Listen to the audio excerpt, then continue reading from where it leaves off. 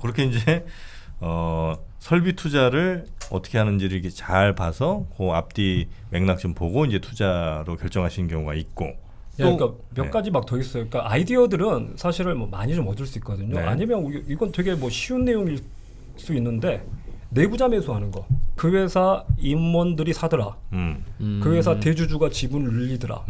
이렇게 해서 내부자가 뭔가 산다는 건 분명히 밖에는 이제 좋은 신호거든요. 자기들은 내부 사정을 잘 알고 있는 내부자들이 자기 회사 주식을 산다는 건 분명히 좋은 신호고 누구나 다 그렇게 생각을 뭐 하시잖아요. 그렇죠. 최근에 내부자 매수한 애가 어떤 애들이 있냐 뽑아낸 다음에 그들을 이제 쫓아가서 이제 하나씩 또 분석해 보는 거죠. 비즈니스 모델 봐보고 네. 또 여러 가지 것들 보는데 그때 마찬가지로 다트 공시가 되거든요. 이것도 네. 다트에 내부자가 매수하는 그 내역들 5% 이상 지분을 가진 사람들이 또 1% 이상 늘린다거나 아니면 누가 신규로 5% 이상 투자를 했다거나 그래서 공시가 되기 때문에 그거 가지고 최근에 내부자 매수한 그 종목들을 찾아내서 그 중에 괜찮은 종목들이 없나. 실제로 그러니까 이런 것들이 뭐 연구 논문도 있고요. 네. 뭐 리포트도 있고 막 이럽니다. 그러니까 옛날에 NH투자증권에서 했던 리포트도 뭐가 있냐면 그런 걸 보실 때 야 내부자 매수를 하면 좋은 거야. 내부자 매수한 종목의 주가가 오른다라고 끝내지 마시고 그 책을 보거나 이럴 때도 그걸 한번 아 그래? 그럼 내가 내부자가 매수를 했다는 걸 어떻게 알고 살 수 있지? 예를 들어서 그런 건 좀 잘못된 책들이에요. 내부자가 매수한 날을 기준으로 그 전후의 주가를 비교해봤더니 내부자가 매수하기 전보다 매수하고 나서 며칠 동안 주가가 오르더라. 이게 무슨 문제가 있냐면 매수하는 시점 우리가 알 수가 없거든요. 매수하고 나서 한참 후에 공시하니까 5일 이내 공시하게 돼 있어가지고 매수하고 우리가 알 수 있을 때까지 최대 5일 정도 걸려요. 근데 진짜 이 회사 주가가 오르고 좋아질 거라서 매수를 했는지 아니면 얘가 매수한 다음에 매수했다 공시를 띄우니까 그걸 보고 사람들이 사가지고 올라버린 건지 후자라면 사실 의미가 없거든요. 그래서 그걸 보고 단순히 아 내부자가 매수하면 주가가 오르는구나 하고 끝낼 게 아니라 네. 이걸 내가 실제 적용을 해볼 수가 있냐. 그러면 우리나라 같은 경우에는 매수한 다음에 5영업일 이내에 공시하게 돼 있으니까 그러면 내가 매수하고 5일 있다 공시 난 거 보고 6일째에 샀을 때 6일째 시초가 샀을 때도 이익을 낼 수 있는지 이런 것들을 가지고 그걸 하시는 분들이 백데이터를 가지고 검증을 해요 실제로. 이런 것도 있지 않아요? 아버지가 샀냐 아들이 샀냐 혹은 손자가 샀냐 이것도 중요할 것 같아. 아버지가 사면 난 별로 약발 없는 것 같아. 어차피 증여해 줘야 되니까. 아버지나 진짜는 손자가 샀을 때. 그게 연구 논문에 보면 케이스가 나눠져 있어요. 뭐였냐면 임원이 내부자 중에서 임원이 사는 거랑 최대 주주가 사는 거. 그때 임원들이 사는 것보다 최대 주주가 샀을 때 주가가 더 많이 오르고 근데 대신 임원이 살 때 임원이 일정 기간 내에 한 명이 사는 게 아니라 2명 이상의 임원이 같이 사더라. 이건 주가가 올라갈 확률이 높다 또 이렇게 나오고 뭐 여러 가지 것들을 가지고 써진 논문도 있고 책도 있고 막 이러거든요. 네. 그래서 그 논문들 모아가지고 보면 은근히 어떤 이벤트가 터졌을 때 주가가 오르냐 오르지 않냐 과거 데이터를 가지고 봤더니 뭐 유상증자를 한다고 공시하면 주가가 오르냐 떨어지냐 CB나 BW 발행한다고 하면 오르냐 떨어지냐 이런 논문들도 되게 많고 찾아보면 공부할 게 되게 많이 있거든요. 그래서 그런 것들을 이용해가지고 아 진짜 내부자가 매수하면 주가가 오른다고? 내가 이걸 하려면 어떻게 해야 되지? 실제로 제가 옛날에 해봤어요. 그럼 뭐 어떻게 해봤냐면 막상 내부자 그 매수한 그 공시를 찾아보면 그 지분 공시에 뭐 주식의 대량 보유상 변동 보고서인가 이게 나오거든요. 네. 그걸 찾아보면 엄청 많이 떠요. 그런 회사들이 많다는 얘기예요? 그 공시가 하루에도 몇십 개가 떠요. 그러니까 왜 그러냐면 진짜로 사서 그런 경우도 있고 아니면 지금 1월달, 2월달, 3월달 네. 승진해가지고 새로 임원이 되면 내가 기존의 주식을 가지고 있었는데 이번에 임원으로 승진한 거예요. 그럼 공시해야 되는 거군요. 그러면 이제 나는 임원이 됐기 때문에 이 사람이 신규로 산 게 아니라 신규로 임원이 됐는데 얘가 우리 회사 지분을 가지고 있기 때문에 신규로 공시가 떠요. 그래서 그건 산 게 아니고 임원이 돼서 뜬 거고 아니면 임원에서 해임돼서 뜨고 막 이런 것들인데 네네네. 그래서 엄청 많이 뜨는 공시 중에서 실제로 뭘 봐야 되냐면 그 매수한 공시 그냥 뭐 임원의 그 자격이 변동됐다거나 이런 공시 말고 장내에서 샀다거나 특히 이제 장내에서 사야 돼요. 장외에서 이제 거래하는 것들은 조금 임의 가격으로 뭔가 지분을 넘기거나 이런 거기 때문에 장내에서 시장 가격이 자기가 샀던 공시 그 중에서 매수 공시. 네. 근데 그 일일이 확인하면 되게 번거롭거든요. 그래서 저는 옛날에 뭐 했었냐면 그걸 크롤링을 한다고 그러는데 네. 파이썬 같은 걸로 엔터 치면 최근에 이렇게 내부자 매수했던 것들을 그 아까 말한 내부자 중에서 그러니까 임원 변동 말고 진짜 매수한 곳들만 공시를 뽑아내고 발라내고 그 중에 그러면 매수를 했으면 그 옆에 누가 매수했는지, 네. 임원인지 대표이사인지 아까 아들인지 손자인지, 그리고 몇 프로 정도 지분을 매수했는지. 그 엔터 치면 그 표를 하나 쭉 만들어 가지고 몇 분 안에 만들어 주거든요. 누가요? 컴퓨터가 요새 그게 뭐 요새 막 AI 투자를 한다고 그러는데 사실 그건 AI라고 하긴 그렇고 그냥 일종의 알고리즘으로 크롤링을 시키는 건데, 그러니까 제가 했던 방법들을 그냥 컴퓨터한테 프로그램화 시킬 수 있어요. 그래서 치면 얘가 쭉 정리해서 그럼 나는 이렇게 보고 오 잠깐만 저 회사 손자가 2%나 샀다고? 야 이건 의미가 있는데? 이렇게 저는 보고 판단하는 관계도 나와요? 이 대주주와의 관계? 그렇죠. 최대 주주 관계 이런 것들 다 거기에 공시가 다 돼 있어요. 아 그래요? 그래서 그 필요한 그 단어들만 뽑아내 가지고 얘한테 한 줄로 정리를 하라고 시키는 거죠. 심지어 그런 상속 관계에서는 네. 주가를 일부러 싸게 만들어 주기도 해. 맞아요. 증여 시점이나 손자가 사는 시점까지는 네. 일부러 눌러놔요. 높았던 건 눌려놔. 심지어가 아니라 대부분 그렇지. 대부분. 근데 이제 그런 것들을 크롤링해서 표로 만들어서 보시면 뭐 일단 보긴 편하겠네요. 근데 이게 한두 종목은 아닐 거 아니에요, 그것도. 그렇죠. 예. 그러면 거기에 드는 시간도 역시 굉장히 좀 많을 수밖에 없는. 그러니까 옛날에 그렇게 하다가 안 하는 게 네. 근데 약간 천성적으로 좀 우리 이프로님하고 비슷하게 좀 게으르거든요. 이프로님은 왜 끌고 들어가? 잠깐만. 이런 대화를 한 적은 없어. 한 번도. 내부자 정보가 샜네 어디서? 당신이 그걸 어떻게? 공시됐나 어디? 하여튼 재무제표에 정통하니까 사람 관심법도 있구만. 좀 게으른 사람들이 어떻게 하면 편하게 할까 이런 생각을 되게 많이 해요. 아. 점점 더 정확해지는데. 뭔가 용하다 정말. 어떻게? 야, 써 느낌이 오는 게 있어요. 뭔가 하는 것들만 써 있어요? 저분도 게으르신 분이구나. 예. 나 그거 좀 알려줘. 어디서 알아요 그런 거? 나중에 알려드릴게요. 서로 통하는 게 좀 있구나. 알려줘 정말. 까지 보이는 게 있어요. 나 진짜 게으르거든 정말. 진짜 그러다 보니까 이게 막 크롤링을 하고 했는데도 그걸 날마다 보고 있기도 그리고 뭐 이렇게 야 이 회사 공시 참 좋은데라고 해봤자 살 돈이 없으면 마음만 아프지. 마음은 아프고 아 저번에 샀어야 됐는데 맞아 나 오를 줄 알았는데 이런 얘기만 하게 되거든요. 네. 그래서 나중에는 이제 그것도 잘 안 하게 되더라고요. 공시도 안 보게 되고 그래서 좀 저는 이제 게을러지니까 그렇게 좀 안 하게. 옛날에 그렇게 한참 재미를 가지고 하다가 자꾸 하다 보니까 이제 재미도 떨어지고 근데 뭐 매일매일 보는 게 피곤하고 제 인생에서 전업 투자는 안 할 것 같아요. 투자에 대해서는 그러면 시간 투입이 그렇게 많은 편은 아니시라는 거네요. 저는 그러니까 사람들이 되게 오해를 하시는 게 네. 그러니까 제가 뭐 투자할 때 보면 되게 오래 걸리거든요. 네. 재무제표만 해도 뭐 주석까지 포함하면 뭐 7, 80페이지 넘어가고 네. 저는 사업 보고서 다 같이 분석해서 비즈니스 모델 분석하는데 사업 보고서는 보통 뭐 한 4,500페이지 돼요. 그래요? 근데 그런 것들을 다 보고 분석하고 비즈니스 보고 아까 말씀드린 지분 관계 보고 이런 거 다 보고 투자한다고 그랬더니 와 엄청 부지런해야지 가능한 방법 아니냐. 그렇겠네요. 일반인들로서는 도저히 그렇게 할 수가 없지 않냐라고 하시는데 그러니까 그게 무슨 차이냐면요. 매주 한 종목씩 사야 된다. 아니면 뭐 한 달에 한 종목씩 산다. 그럼 진짜 부지런해야 돼요. 근데 아까 말씀드린 대로 매일 3종목씩 사는데 별로 안 부지런하던데 정프로는 그 바쁜 와중에 막 하루에 5개도 사고 그러는데 부지런 안 해도 돼요. 그냥 듣고 바로 사버리니까. 심지어 이동간에도 사버리니까. 운전하다가 사요. 들으면서 사더라. 잠깐 신호 걸리면 주황색 걸리면 그때 삽니다. 저 같은 경우에는 그래서 포트를 옛날에는 그러니까 처음에는 약간 퀀트처럼 아까 종목을 골라서 투자를 할 때는 이게 막 30종목, 40종목 정도 네. 그랬었거든요. 근데 나중에 이게 통제가 안 되더라고요.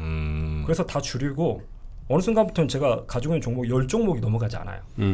10종목이 넘어가지 않고 또 사면 보통 뭐 짧아야 1, 2년이고요. 보통 한 3년에서 5년씩 들고 있으니까 그래요? 그 생각하면 3년에서 5년 동안 10종목 사는 거면 1년에 한두 종목 사는 거거든요. 그렇죠. 그래서 분기에 한 번, 반기에 한 번, 3개월에 하나, 6개월에 하나 정도만 분석하고 들어가서 하기 때문에 투자에 그렇게 시간을 많이 안 써요, 사실은. 다른 거 분석해봐야 어차피 살 돈 없다. 네, 그렇죠. 살 거 없고 또 뭐 코로나 뭐 얘기하고 뭐 미중 얘기 나오는데 뭐 그래서 뭐 약간 이런 느낌? 이제 전업 투자가 아닌 이상은 그렇게 없을 것 같다. 그러니까 많은 종목을 살려고 하고 많은 종목을 커버하려고 하면 사실 시간 투입이 많이 필요해요. 1년에 한 종목 사고 3년 내지 5년 묵혀둔다. 네. 정말 증권사들은 정말 짜증나는 고객이겠다. 그렇죠. 진짜. 그래서 계좌 유지비도 안 나온다. 이분한테 또 주식을 배웠어. 증권사 직원들이. 그거 어떻게 되는 거야? 그래서 직원분들이 하셨던 말씀이 그거예요. 제가 일반인들한테 강의를 해야겠다고 생각을 했던 게 증권사 직원분들이 다 들으시고 백 기사님 자기가 보기에도 그렇게 투자하는 게 맞긴 맞다고. 근데 우리는 그렇게 하면 망한다고. 아, 사람들이 그렇게 투자하면 우리는 망한다. 그러니까 수수료 그렇게 만들어. 투자를 하라고 말씀을 드릴 수가 없다. 심지어 어떤 말씀을 하셨냐면 나중에 내 돈을 진짜 그렇게 투자할 거라고. 하지만 내가 증권사에 근무하는 동안은 그렇게 하라고 권할 수가 근데 없다. 백 회장님 우리나라 증권업계도요. 우리 저 곽도기 부장 같은 분도 있고 네. 박재영 차장 같은 분도 있고 그래요. 지금 이게 그 소위 말하는 자기 실적하고 고객의 매매 수수료가 연결돼 있지 않은 분들 정규직. 네. 그게 아니면 이게 조금 다른 생각을 뭐 많이 그럴 수 했지. 있죠. 그렇지. 네. 그럼 주로 뭐 어떤 거에서 정보를 많이 좀 그러니까 얻으신 편이에요? 제가 저번에 어디 가서 말씀드렸는데 그러니까 저는 사람들이 뉴스를 보는 시간보다 그 책을 보는 시간이 많았으면 좋겠어요. 그러니까 투자를 하시는 분들이 뭐 방송국들 망할 소리, 뭐 증권사들 오늘 여러 망할 소리. 곳만 하네요. 여러 곳만. 죄송합니다. 제가 그 뉴스를 되게 많이 보고 그날 무슨 일이 있었는지 되게 많은 정보들을 봤는데 사실 우리가 그 정보들이 없어가지고 투자를 못하는 게 제가 보기엔 아니거든요. 그렇긴 해요. 사실 맞아요. 너무 많은 정보가 들어와서 맞아요. 문제인 것 같지. 그래서 아무리 좋은 정보를 받아도 그러니까 기초 체력이 만들어진 상태에서는 아, 뉴스를 들어도 저게 옥인지 석인지 가릴 수 있죠. 내가 가릴 수 있는 능력이 있는 상태 맞아. 그리고 저 공시가 저 뉴스가 주식시장에 어떤 의미가 있는지를 내가 어느 정도 판단할 수 있는 상황이면 그러면 이제 뉴스를 들을 필요가 있는데 네. 그게 전혀 내 내부적으로 갖춰져 있지 않은 상태에서 그냥 뭐 사야 돼? 뭐가 오르는 거야? 이것만 귀를 열고 계시다 보니까 오랫동안 귀는 열어두셨지만 뭐가 안에 쌓이는 게 없는 것 같아요. 아, 책 중에 뭐 좋은 책을 또 선별하기는 쉽지는 않잖아요. 사실 좋은 책들은 되게 많이 있어요. 그러니까 예를 들어서 인터넷 들어가가지고 뭐 예를 들어서 투자 추천 서적만 쳐도 되게 대가들이 쓴 책도 많고 뭐 여러 가지 추천 서적은 되게 많이 있습니다. 되게 좀 믿을만한 분들이 만들어 놓은. 책을 많이 보시는 모양이군요. 그러면 그러니까 저는 사실 책을 생각보다 많이 안 읽어요. 책도 많이 안 읽어요? 그 책도 우리 게을러가지고. 거야. 책을 쓰면 썼지, 그죠? 그렇죠. 어. 대신 많이 안 책 읽을 시간에 책 읽는데 쓰겠다. 맞아. 많이 읽지 않은데 그러니까 책을 읽는 속도가 좀 느려요. 저는 좀 되게 약간 느린 편이고 어떤 책을 읽어야 되나 추천드리는 것보다 책을 읽는 방법을 조금 아까 말씀드리고 싶은 게 저는 읽을 때 항상 그렇게 읽거든요. 이게 진짜 책이 괜찮다 그러면 책을 계속 읽어 나가는 게 아니라 괜찮은 내용을 이렇게 덮고 네. 이거 잠깐만 내가 진짜로 투자를 어떻게 연결시키지? 아까 말씀드린 내부자 매수하면 주가 오른다고? 실제로 내가 내부자 매수 어떻게 찾을 수 있지? 인터넷 들어가가지고 공시가 되나 내부자 매수? 야 이게 찾아봤더니 당일 공시가 아닌데 5일 걸리는데? 그럼 이 책에 있는 표 중에서 내부자 매수 시점을 기준으로 주가가 올랐다는 건 의미가 없고 그 뒤로 5일 뒤에 올랐는지 이게 의미가 있겠는데? 그러면 이걸 내가 실제로 내 매매에 써먹으려면 어떻게 해야 될까? 이 고민들을 해보고 그 다음 챕터로 넘어가죠. 책을 그냥 쭉 읽는 게 목표가 맞아. 아니고 그 많이 읽으신 책 중에 하나가 버핏과 관련된 책들을 보시면 그렇죠. 항상 버핏 책에서 많이 나오는 얘기들이 그 경제적 해자라는 게 나오거든요. 네네네네. 해자가 있는 기업에 투자해라고 이렇게 나오는데 저도 이제 그 부분을 읽었을 때 맞아 해자가 뭐지? 이렇게 성벽둘로에 무릉덩이 파가지고 못 들어오게 막는 이런 장벽들, 진입 장벽들. 그래 맞아 여기 있으면 좋지. 근데 이 회사에 그 진입 장벽 해자가 있는지 없는지를 어떻게 판단하지? 그러니까 해자가 있는 회사를 찾아서 투자하라고 그러는데 네. 어떻게 내 투자랑 연결시킬 맞아. 거냐? 이 그러네. 고민을 안 해보면 사실 이 책은 내 입장에서 그러니까 이 책은 좋은 책인데 네네. 내 입장에서는 안 좋은 책이 돼버릴 수가 있거든요. 내가 활용을 할 수 없다면. 그래서 막 찾아보는 거예요. 예를 들어 그러면 저는 해자라는 게 어쨌거나 이 회사가 뭔가 해자를 가지고 있으면 다른 애들보다 이익을 많이 내겠지. 네. 그 이익을 많이 내는데도 다른 애들이 거기서 쉽게 뛰어들지 못한다는 건 그 이익을 가져가지 않고 계속 유지할 수 있다는 게 이게 해자 아닐까? 그래서 저는 옛날에 ROE를 꾸준하게 높게 유지하는 애들은 해자가 있는 애로 봐도 되지 않을까? 그런 애들 찾아봤더니 말씀이시네. 막 네이버 이런 애들이 막 보이더라고요. 네네. 실제 우리나라에서 ROE를 20% 이상을 5년 이상 유지하고 있는 기업들 보면 이런 애들이 진짜 해자가 있는 기업일 수 있겠다 이런 느낌들이 오더라고요.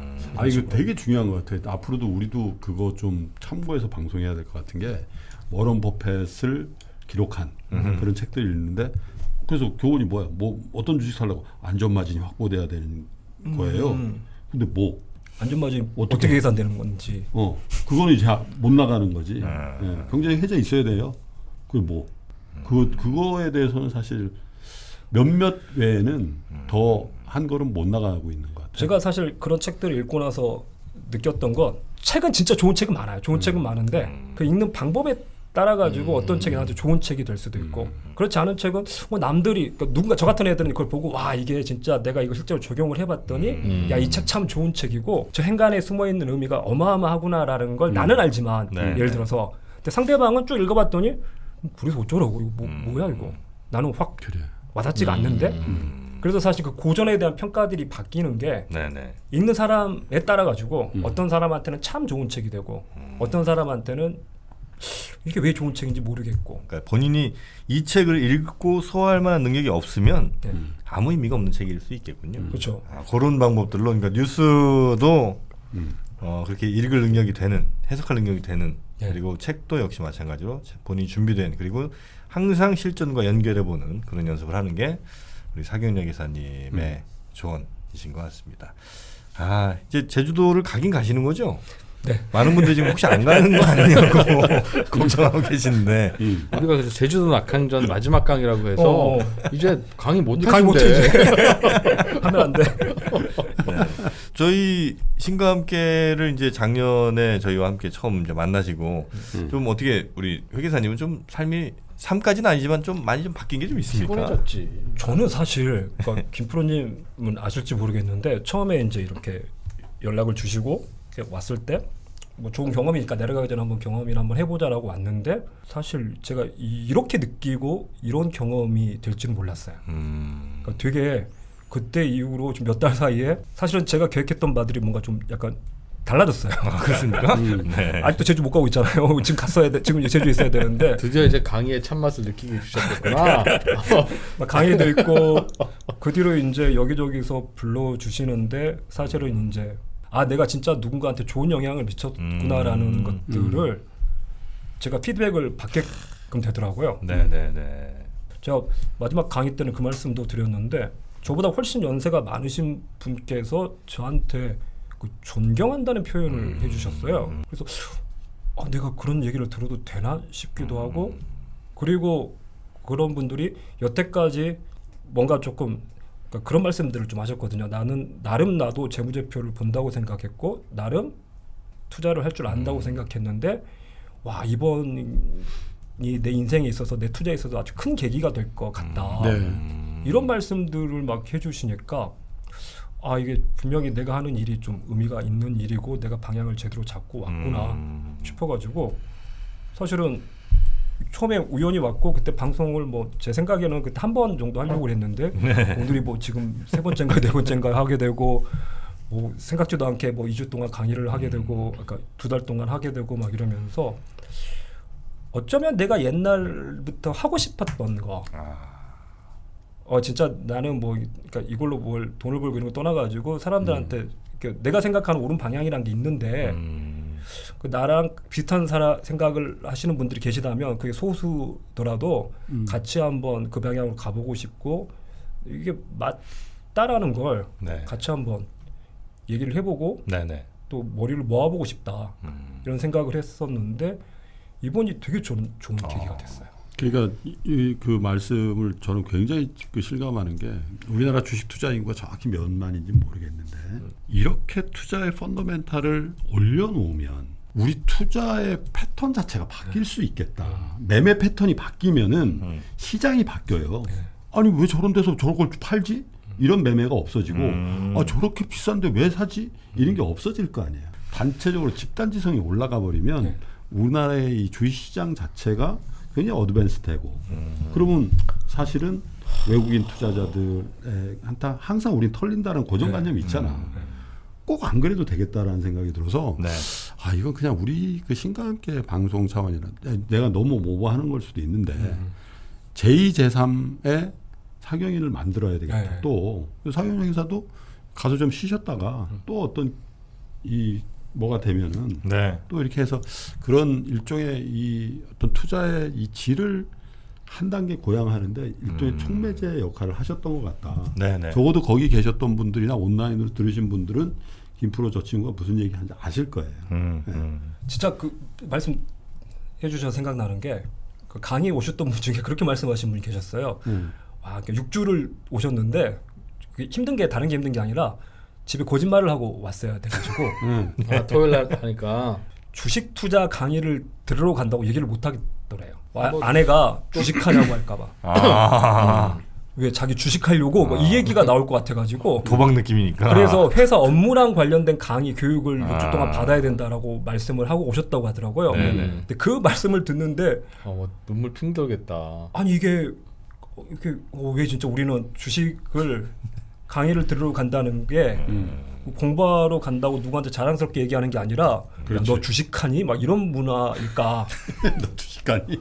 진짜 그렇잖아요. 지금 뭐 금리가 1% 시대인데 여기서 어떻게 할 수 있는 게 많지 않습니다. 그러니까 개인들이 부를 늘리기 위해서 분명히 투자라는 건 필요한데 근데 우리나라는 약간 그 주식 투자라는 시스템 되게 좋은 시스템이고 소위 말하는 그 자본주의의 근간을 이루고 있고 어떻게 보면 내가 노동소득에만 의존하지 않고 살아갈 수 있는 아주 좋은 수단인데 네. 근데 그게 조금 우리나라에서 뭐 도박화돼 있고 약간 무슨 뭐 중독자 취급하는 것들이 있었으니까 과거에 이 문화가 좀 확 바뀌었으면 좋겠고 그 문화를 좀 바꾸는데 내가 조금이라도 일조를 할 수 있다면 나는 참 좋겠다. 네. 최소한 내 아들이 저는 제 아들한테 주식을 가르칠 건데 투자를 가르칠 건데 내 아들이 주식 투자를 공부하는 거에 대해서 주변에서 뭐 야 애한테 주식을 가르쳐?